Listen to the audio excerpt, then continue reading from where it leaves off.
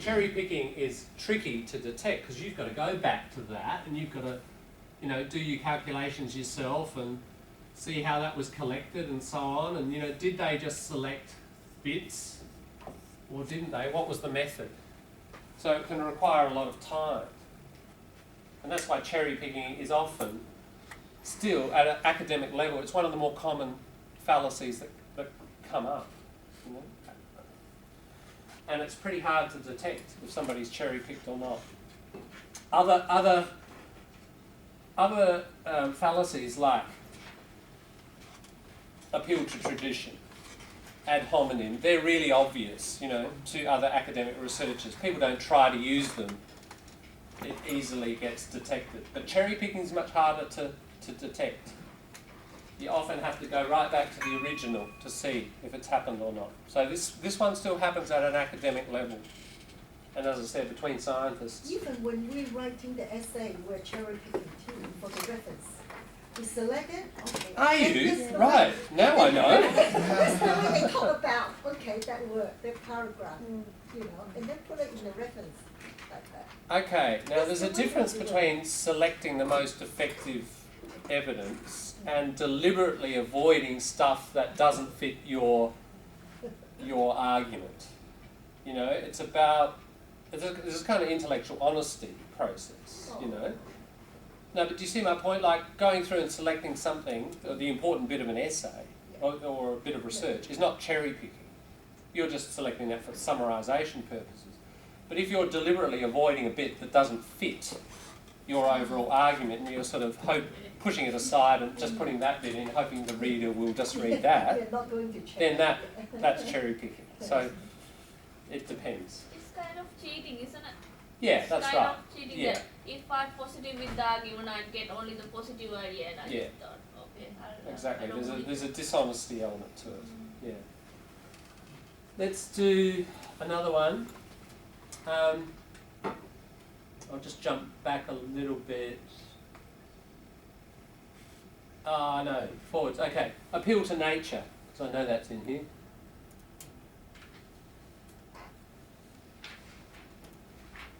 Oops. Hang on. Sorry, wrong link. That one. News Corps. Appeal to nature. Is it here or is it under N? No, not there. All right. Let's try. I think it's in here. I might just work from some on this website. This one's nice because they're very short little explanations. Can you see appeal to nature? Yeah, okay. Appeal to nature here. Make it a little bit bigger. Making the argument that because something is natural, it's therefore valid, justified, inevitable, good, or ideal. The medicine man rolled into town on his bandwagon offering various natural remedies, such as very special plain water. He said that it was only natural that people should be wary of artificial medicines, such as antibiotics. Yeah. Go to the central market or any supermarket. What's the most common? It is actually, I remember seeing a survey just a few months ago. The most common word that will be used to advertise something is natural. And incredibly, by law you don't really have to define what that means. You just stick natural on something and your sales go up like 20% or whatever. Yeah. Now let's examine this. Natural. I mean, the classic argument is this. The one where you see it all the time. Homosexuality is unnatural, therefore it's bad. Right? It's used a lot in this current argument, of course. It's a current topic in Australia, isn't it, with the gay marriage thing. Okay, so now what you're saying there is unnatural things are bad and natural things are good. That's what we call a hidden premise in that argument. There's another assumption in there. Right? Is it true? Natural things are good. Is that true? Yeah. Okay, we were just talking about, Tommy was just talking about tsunamis. They're natural. Would you like a tsunami in your backyard? How about an earthquake? Absolutely natural. Right. What about a disease that spreads across the planet? The Black Death. That was a lot of fun in the 14th century. Now, so there are many, many things that are natural and bad. Let's take unnatural. Okay, this computer in front of you, it's unnatural, deeply unnatural. Is it good? Is it helping you with your learning? What are you sitting on right now? Yeah, it's not made out of very natural materials. It's plastic and synthetic and so on. Is it good? Or we take it away if you like, sit on the floor. You know, just about everything around us right now is unnatural. Can you see anything natural? It's pretty hard, actually. There's not even a plant, is there, in the room? We're probably the only natural, this stuff's about the only natural thing. But usually when people are speaking about natural, they are speaking about foods or about clothes. Yeah, but my point is that with logic, rules of logic are necessarily the case, aren't they? If we say something about, if we're trying to prove this kind of thing, it's natural, therefore it's good. What that must mean is that natural is always good. And we prove something is natural, and then therefore, conclusion, it's good. Right? Or something is unnatural, and unnaturalness is bad. All unnatural is bad. If we're going to use it as logical proof, then it necessarily has to be the case that 100% of the time, natural things are good, and 100% of the case, times, unnatural is bad. Yeah, if we're going to use it as a step in logical proof, it's like mathematics. You know, 100% of the time, 2 + 2 equals 4. If we want to use that as part of our proof, we've got to use things that are necessarily the case 100% of the time. I think I've just demonstrated that even if it's a minority of the time that natural things are bad, even if we can find one thing that breaks the rule, we can no longer use that as a step in logical proof, can we? It's not necessarily the case. Does that make sense? So we can't use it as a logical proof. So can I climate change if they say the volcano is the natural thing? yeah. How can we just talk about these natural? It depends. Are you using the naturalness of something to as an equivalent of something good? I don't know if that's happening in climate change. That's a slightly different argument. Like, for example, Western medicine can cure cancer, but the side effect very high. But natural medicine can cure cancer. There is no side effect. They both will die anyway. But you know, can I say that? There's an Okay. natural. Well, look, I'm just saying, look at number 11. Overgeneralisation. I think, you know, Western medicine, very overgeneralised. Some, you know, are we talking about every medicine within Western medicine? Are we talking about every medicine within, you know, the Within natural cancer system? firm, okay. Yeah, but for a start, I think that statement has another problem of total overgeneralisations, because I think we'd have to start talking about actual separate medicines to get down to, you know, discussion about evidence. But certainly, yeah, natural medicines, it's a huge industry, isn't it? Yeah, that's right. Now they really create an Yeah. argument around. Now, just because something's natural doesn't mean that it's necessarily beneficial for the body. I mean, there are plenty of poisons. Let's look at Socrates. You know, he was executed drinking hemlock. Oh, Hemlock's a natural substance from plants, but it killed him and it will kill you. So just because something's natural doesn't necessarily mean it's healthy. Everything overpowered you. Will Yeah. damage you If anyway. you back something like you say, this thing is natural, then you back it up. Why is it good for health? Then you back it up with some sort of. If you back it up with some proof that, okay, here's this substance, it's Yeah. entirely natural.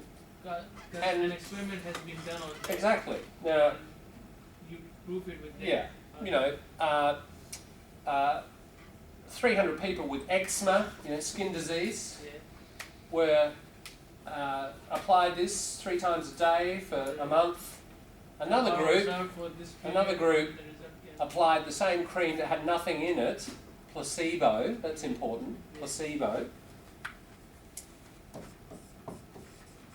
Placebo is like a sugar pill or an ointment, you know, so those people think they're getting treated, but no one's sure about who's getting treated, and even the experimenter themselves don't know who's getting treated or not, because if the experimenter knows, they might do a bit of cherry picking. That's called blinded pressure. It is, it's called, and it's an important double blind. Double blinded is like when the doctor and the patient. That's what I mean. So here, the experimenter doesn't know who's got which particular ointment, you know, and neither does the subject. Double-blind experiment, randomised, totally randomised. Okay, and you've got a good sample size of, you know, say 300 or whatever, and you find that, yeah, 70% of people who use the natural product reported, you know, very solid improvement, and only 20% who just used the stuff with nothing. Then you have to start concluding there's something there. Sure. Now that's different, because now you're not referring to the fact that it's natural to prove anything, are you? You're referring to, and here's a collocation I want to use a lot.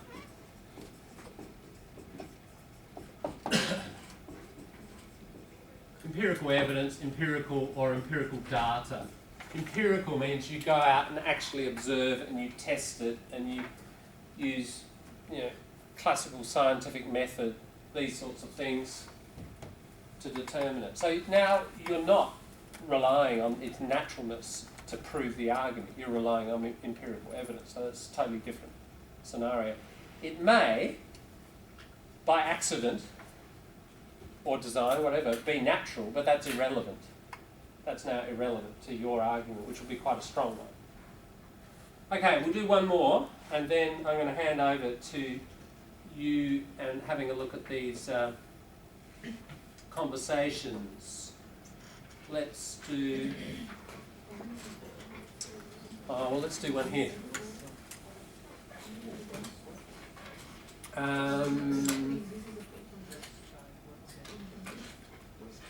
Okay, slippery slope. Have a look at slippery slope here. Slippery slope, what number is that one? 4. Number 4. Okay, if somebody says, look, if we allow this to happen, then we'll end up in condition Z.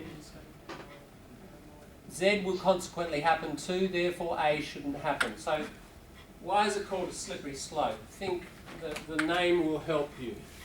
It's good. It's happened straight away or Yeah, that's right. So think of a, you know, a kid has a slippery, we call it a slippery dip in the playground. Condition A, condition Z. So as soon as you get to A, down you go, and you're at condition Z. Okay, so here's the example.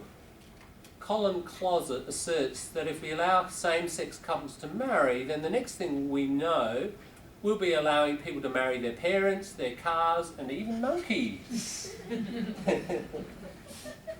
Now, the problem with that argument is we've got a lot of steps in between, haven't we? To get to the point you're marrying your pet monkey, you know, if we change the law to allow gay marriage, well, you know, is it necessarily the case that we just go straight to Z? We'd actually have to prove there are several intermediate steps.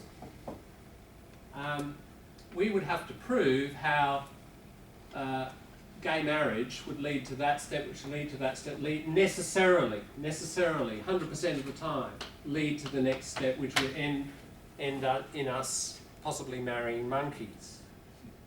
Right? Now, if someone could prove that, then that's a valid argument. But usually the case with a slippery slope is you've got A, and you present Z, which is usually very negative. It's something people are scared of, or they think it's ridiculous or frightening.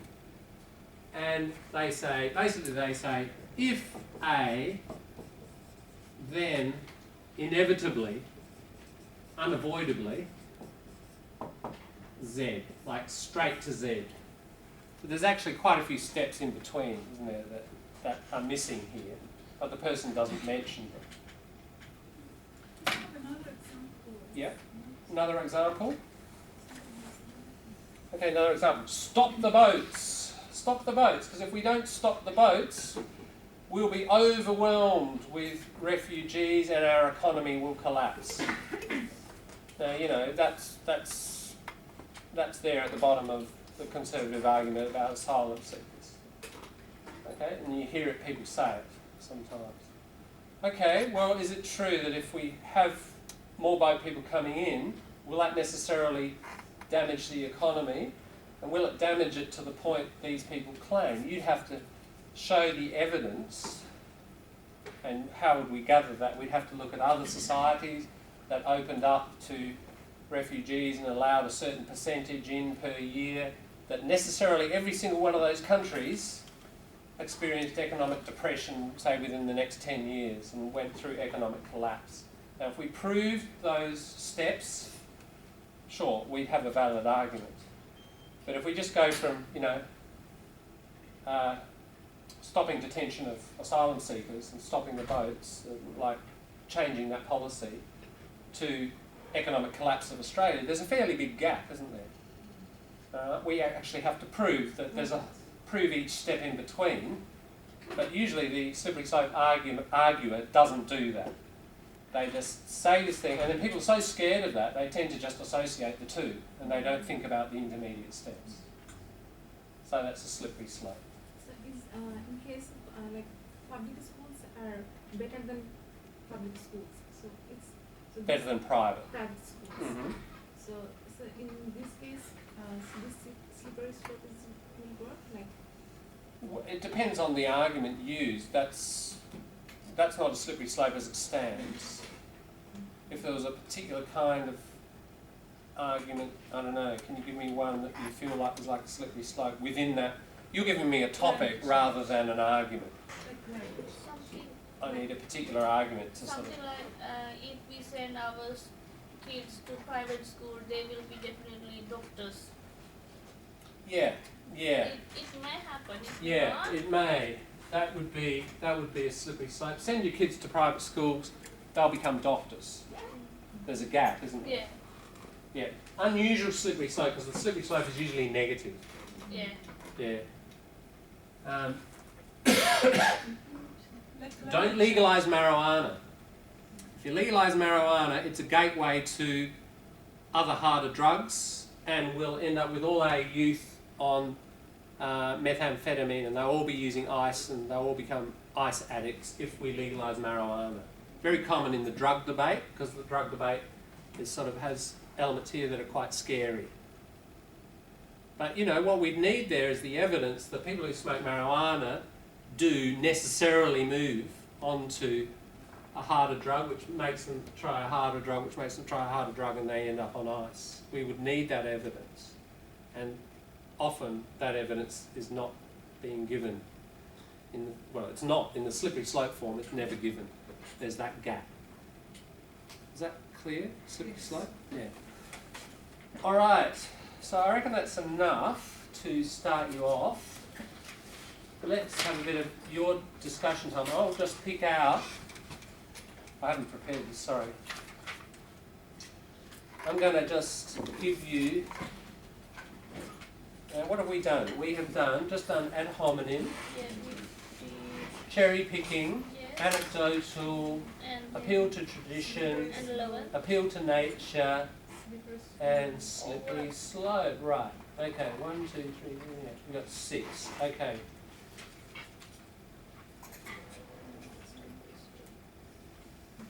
I'm just having a look at my list.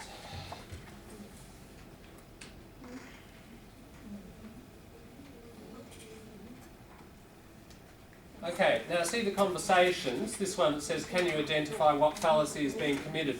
I'll tell you a few numbers, and these numbers relate to the fallacies we've done today.